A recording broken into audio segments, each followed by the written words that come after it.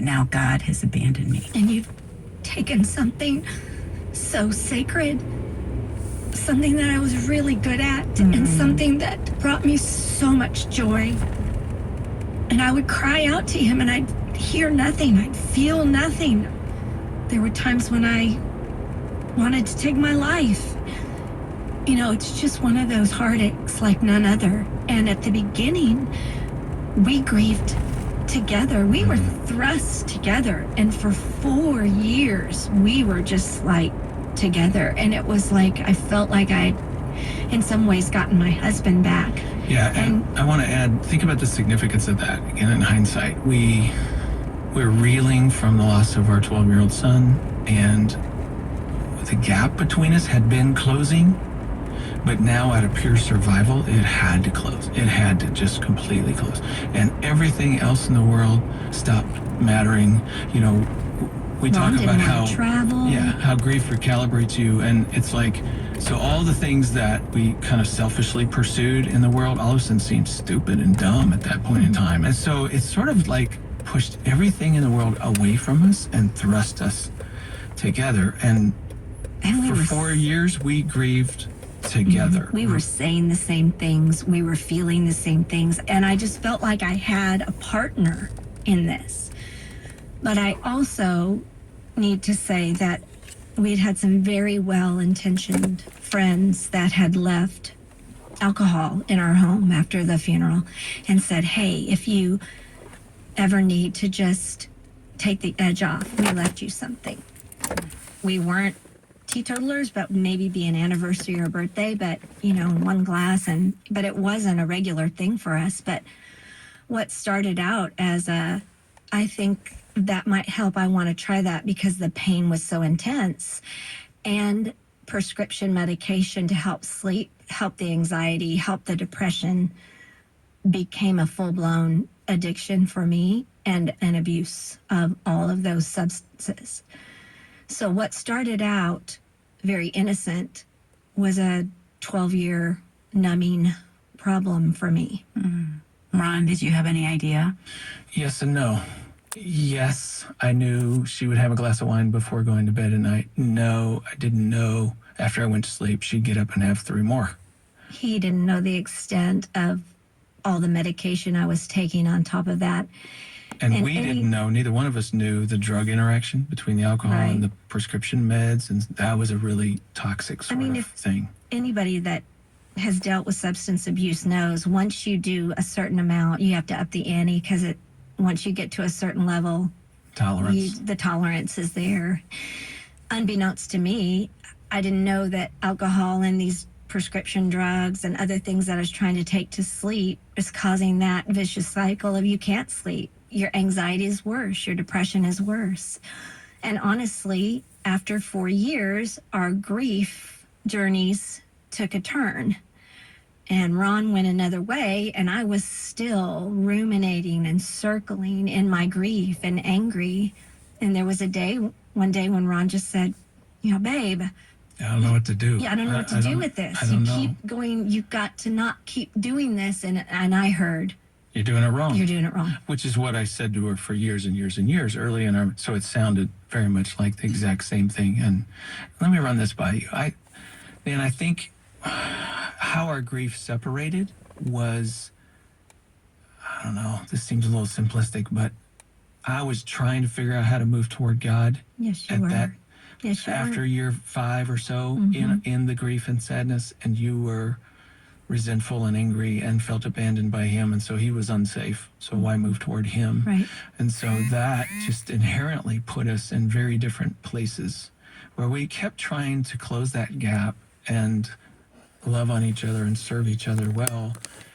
There became antagonisms in the midst of that, and challenges, and then and the escalation of behavior. Frankie took the job here, which was a huge platform, a big stage. Everybody loved him. He's the expert. And don't wake that dragon, because you know Terry had kind of calmed that down. And I started to see Ron change, and then he was at my side at a very heartbreaking time. And then it's, you're not doing grief right, and I've got a platform, and everybody in this building loves me. And let me just tell you, it got ugly.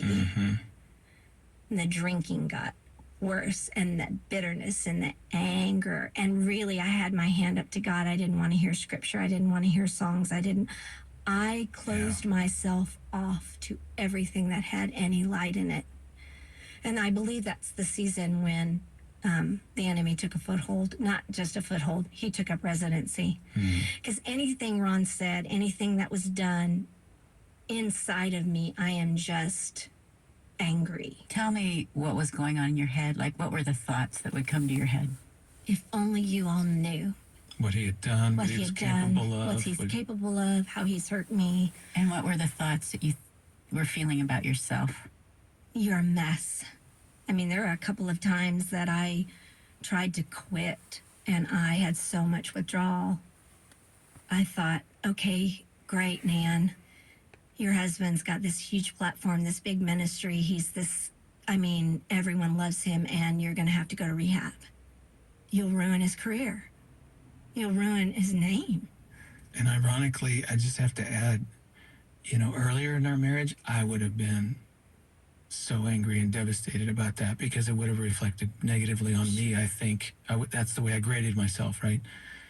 But ironically, at this season of our marriage, I could care less. I wasn't worried about any of that. And yet, we couldn't come together around what was needed.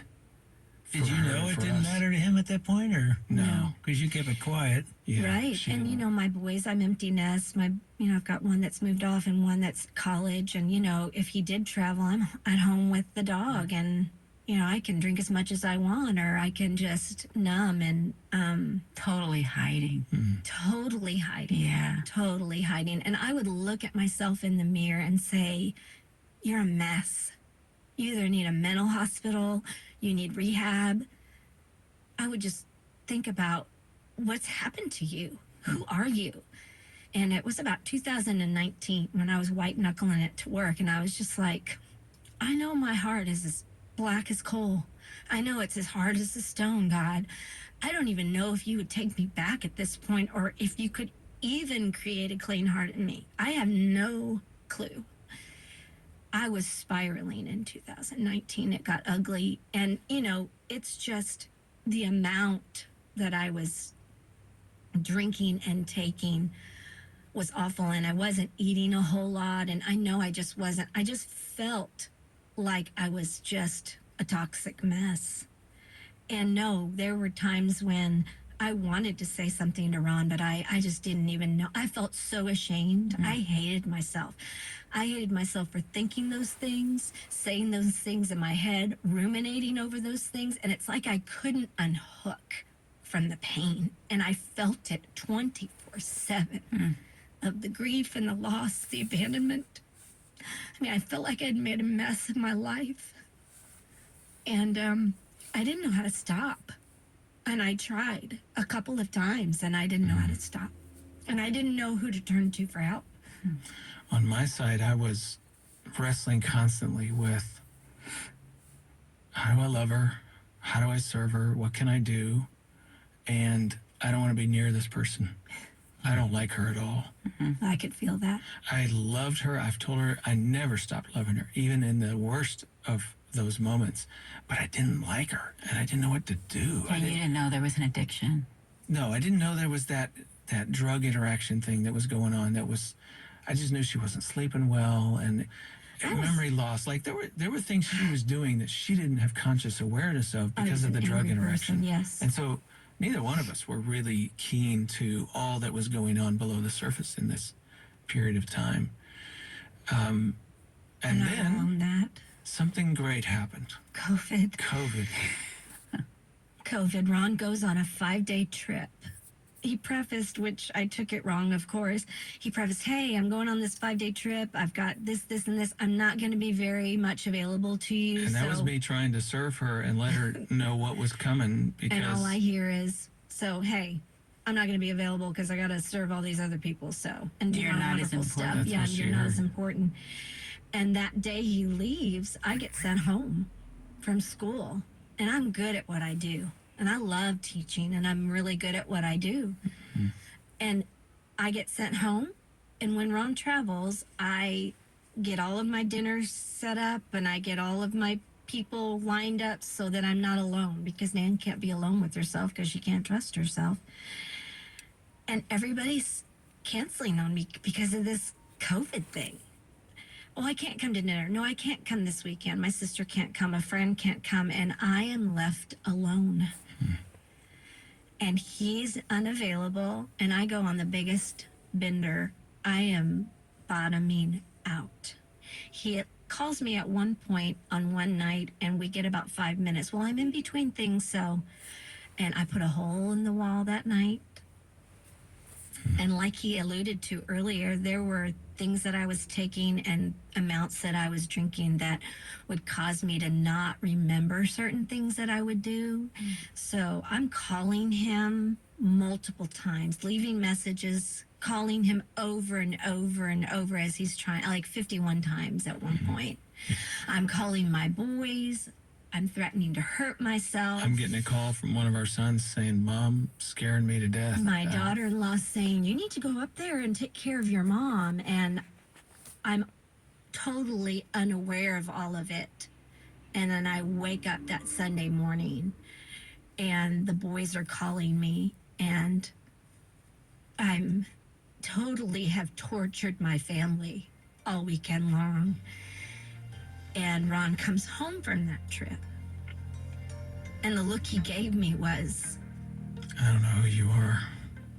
and I thought it was over.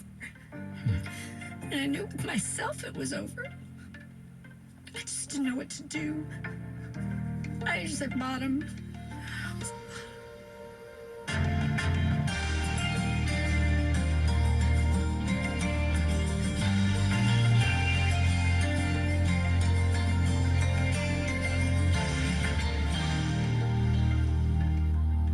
You're listening to Dave and Ann Wilson with Ron and Nan Deal on Family Life Today. When life seems almost unbearable, I can feel like what Nan was saying. I have no idea what to do. Well, we want to live with honesty in those impossible times, but we also want to have hope. And David Robbins, the president of Family Life, and Meg Robbins want to help steer us toward that hope and how we can help other people find that hope as well. Let's hear their thoughts. You know, Meg and I both know that some of the best learning times have occurred while the fires of life are raging. It's so true. And when things are getting harder and harder and it begins to feel impossible, oddly enough, those are the memories we end up cherishing the most. It's so crazy. But here's the thing. In those tough days, God was faithful, and we love him for it. And make no mistake, he is faithful to you too, even when the heat feels unbearable. And the reality is, right now, there are men and women, husbands and wives, moms and dads who do not know his faithfulness. When you give right now, your gift